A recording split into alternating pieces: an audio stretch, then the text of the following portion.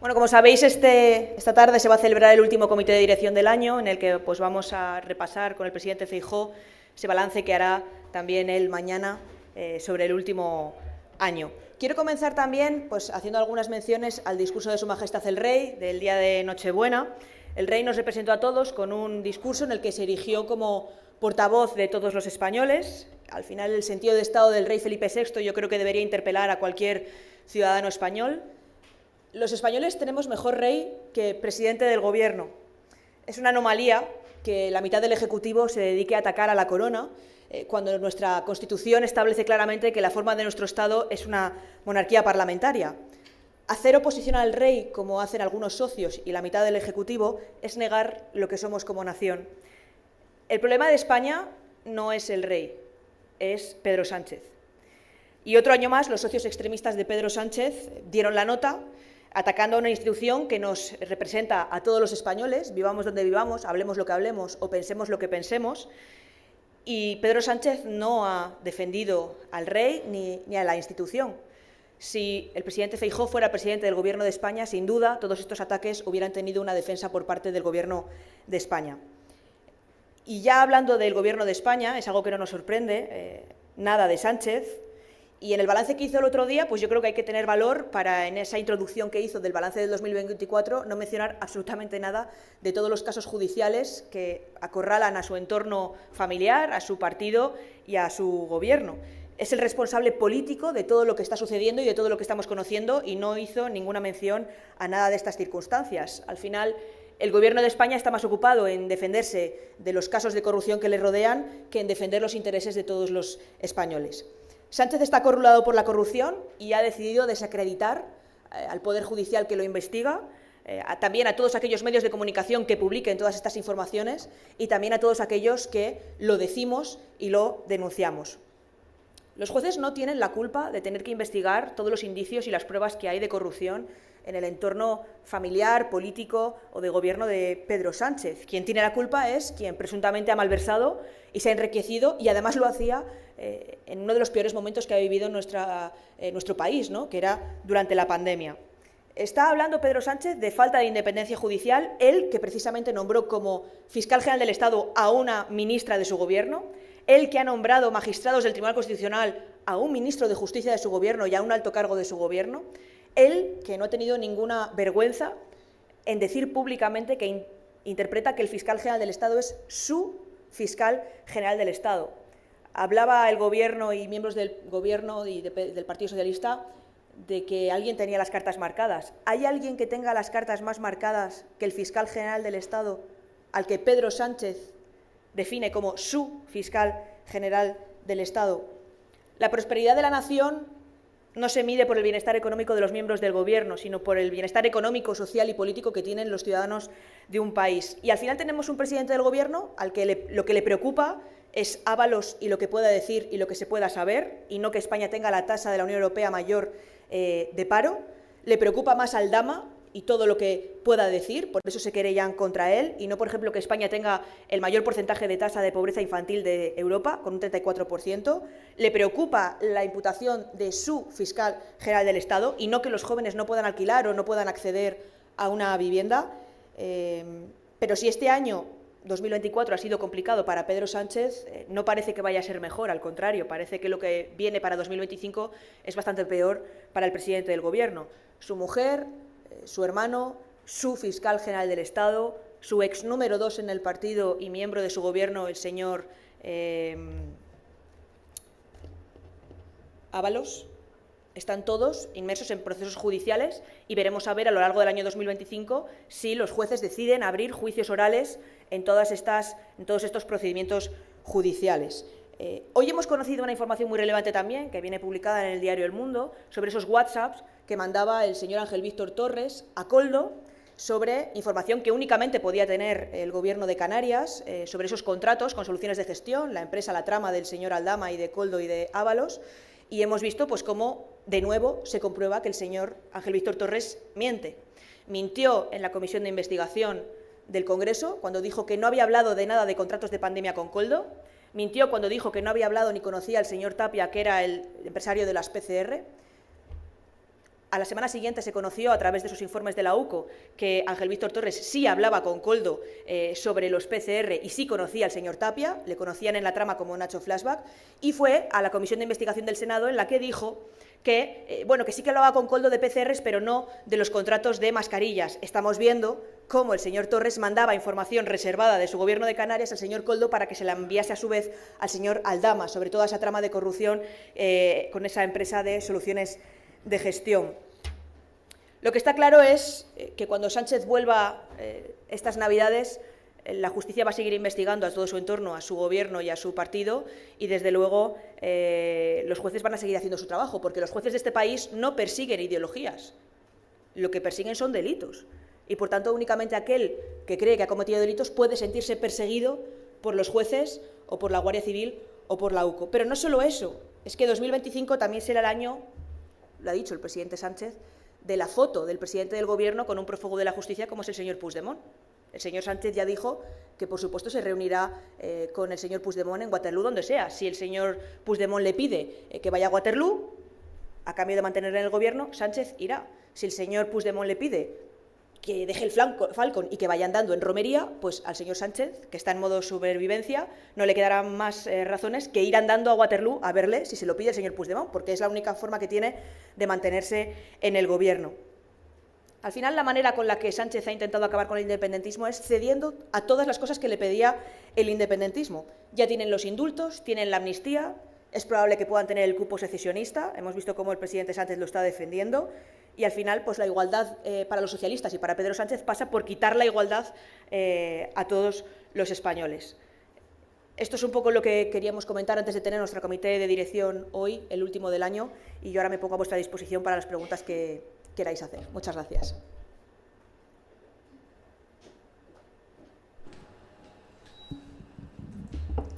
¿Qué tal? Buenas tardes.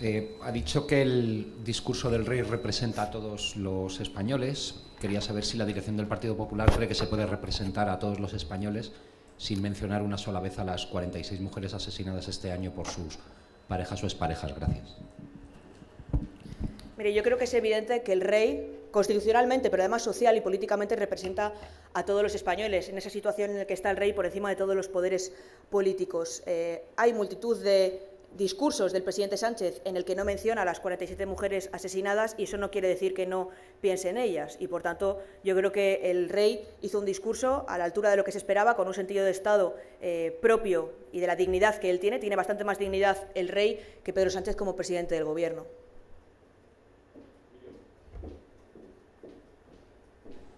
Hola, ¿qué tal? Por favor, quería preguntarle por las relaciones entre Junts y el Gobierno. Hoy publicamos en ABC que el propio Puigdemont habría rechazado reunirse con Sánchez hace algunas semanas y que le había mandado un mensaje de que no hacía tanto falta una foto como cumplir los pactos, que si quería seguir la Moncloa, que cumpliera con esos pactos. Quería preguntarle un poco qué le parecen tanto esta información como los mensajes lanzados por el propio Puigdemont en las últimas horas.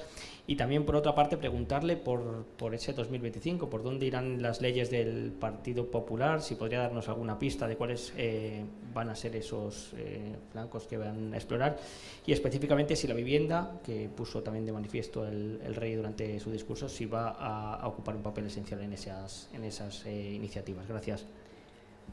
Gracias, Emilio. Mira, sobre la cuestión de las relaciones entre Puigdemont y el señor Pedro Sánchez, yo creo que es evidente que si Puigdemont le pide a Sánchez que para mantenerse en el Gobierno se ponga a bailar una jota, pues no le quedarán más narices que bailar una jota.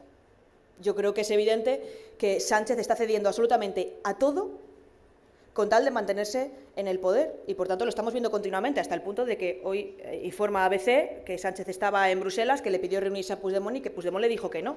Al final, quien manda en esa relación es Puigdemont. Al final, quien manda sobre los intereses de los españoles es el señor Puigdemont. Es algo que llevamos denunciando desde el Partido Popular desde que comenzó esta legislatura, en la que dijimos que los intereses de España no se negociarían en España, sino con un prófugo de la justicia, como efectivamente estamos viendo. Con respecto a 2025, fíjate que en 2024 hay 15 proposiciones de ley que ya aprobó el Partido Popular en el Senado y que están paralizadas en la mesa del Congreso. Cada vez que el Gobierno dice que no escuchan alternativas ni propuestas del Partido Popular, mienten. Lo que pasa es que las propuestas alternativas del Partido Popular, las proposiciones de ley que aprueba el Partido Popular en el Senado, están paralizadas en la mesa del Congreso por la señora Armengol. Probablemente porque el Gobierno tenga miedo de que las podamos aprobar y que la oposición escriba en el BOE, como hemos hecho la semana pasada con esas enmiendas que hemos aprobado para ahorrar 6.500 millones de euros a todos los españoles. ¿La vivienda es una prioridad? Por supuesto. Sabéis que tenemos ya nuestra propia proposición de ley que anunciaremos en las próximas semanas, probablemente a la vuelta de las Navidades, y es evidente que es una preocupación para todos los españoles y que ahí está el Partido Popular con todas sus propuestas para que los jóvenes y los que no son tan jóvenes puedan acceder a un alquiler o a una vivienda en propiedad. Hay muchas leyes que tenemos ya presentadas y aprobadas en el Senado y que estamos a la espera de que la señora Armengol deje de secuestrarlas en la mesa, ¿no? Porque al final lo que está coartando a los españoles es de conocer las leyes que presenta el Partido Popular, que han estado aprobadas en el Senado y que están a la espera de poder ser aprobadas en la Cámara Baja.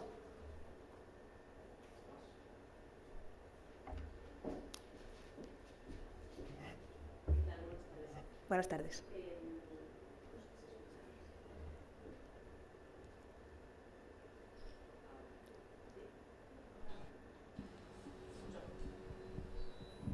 Vale, hola, ya. ¿Qué tal? Buenas tardes. Sí, quería preguntarle... Madre mía. En primer lugar, por la negociación sobre el pacto migratorio, que ahora mismo está estancada, no sé si después de las cifras que se han conocido hoy, que en las cadenas hemos publicado, por ejemplo, que la ONG Cruzando Fronteras dice que 2024 ha sido el año más mortífero. No sé si cree que después de estas cifras y también la apelación que hizo el rey precisamente a atajar esta crisis migratoria, si cree que es momento de volver a sentarse en la mesa con el Gobierno para retomar estas negociaciones. Y por otro lado, se acaba de conocer una respuesta que ha dado la Generalitat de Valencia al PSOE valenciano respecto a la comida que tuvo el presidente Carlos Mazón ese día. Asegura a la Generalitat que no pagó esa factura, que no puede ofrecer esa factura porque la comida la mantuvo en calidad de líder del PP valenciano. No sé si puede dar alguna explicación al respecto y si cree que tener una comida de ese tipo ese día era lo pertinente. Gracias. Vale, comenzando por el principio,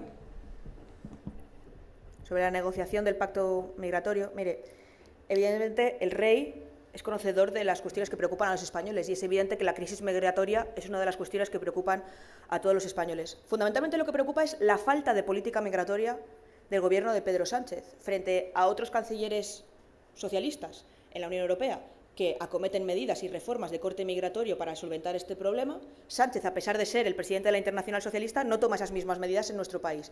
El resultado es el que es. Tenemos nuestro país, España, con una de las mayores crisis migratorias de los últimos años. Fíjese, es fundamentalmente una cuestión dramática humanitariamente, por supuesto. Hay mucha gente que se lanza al mar llevados por mafias que trafican con sus propias vidas a cambio de dinero y que les llevan a lanzarse al mar. Estas mafias muchas veces les meten en cayucos y les tiran cerca de países que quieren que sean recogidos.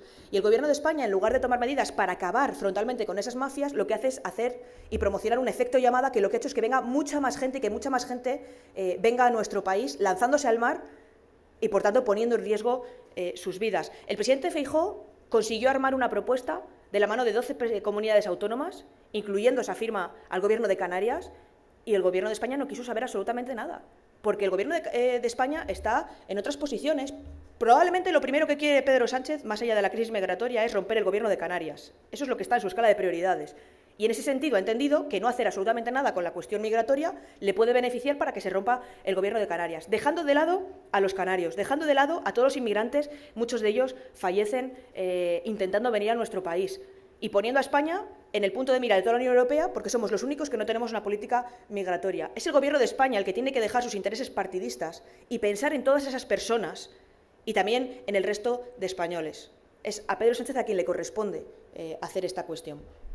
Y con respecto a la comida del señor Mazón, mire, el Gobierno de la Generalitat ha dado sus explicaciones, la comida no la ha pagado la Generalitat, yo no sé si la ha pagado el partido, los presidentes autonómicos son a su vez, en la mayoría de los casos, presidentes de partido y en ese sentido tienen las propias comidas. Yo creo que se ha hablado mucho sobre esa comida y yo creo que lo que debemos centrarnos ahora mismo es en la reconstrucción de Valencia.